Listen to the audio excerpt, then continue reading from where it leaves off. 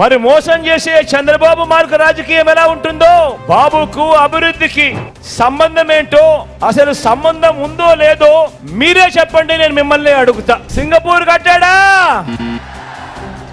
Bullet train వచ్చిందా? Microsoft ఏమైనా తీసుకొచ్చాడా? రాష్ట్రంలో ఏమైనా ఒలింపిక్స్ జరిగాయా? కొత్తగా ఏమైనా పోర్టులైనా కట్టాడా?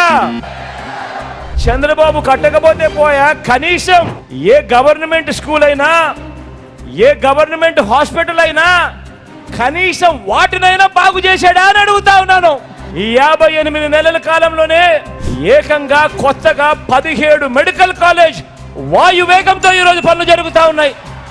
కొత్తగా మరో 4 సీ పోర్ట్లు, కొత్తగా మరో 10 ఫిషింగ్ హార్బర్లు, కొత్తగా 15,000 గ్రామ వార్డు సచివాలయాలు వచ్చాయి ఈ 58 నెలల కాలంలోనే.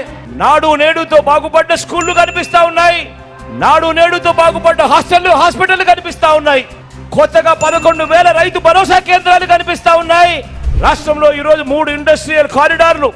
ఏ రాష్ట్రమైనా కూడా అభివృద్ధిలో ముందుకు పరిగెత్తాలి అని అంటే ఈరోజు ఇవన్నీ కూడా స్వయం ఉపాధి రంగంలో ఈరోజు అడుగులు వేయిస్తూ రైతు భరోసా నుంచి మొదలు పెడితే ఇవన్నీ కూడా జరుగుతూ ఉన్నాయి. కాబట్టి ఈరోజు రాష్ట్రం అభివృద్ధిలో దేశంలో టాప్ 5 రాష్ట్రాలలో ఈరోజు మన రాష్ట్రం కూడా ఒకటి ఉండి పరిగెత్తా ఉంది ఈరోజు అని కూడా చెప్తా ఉన్నా.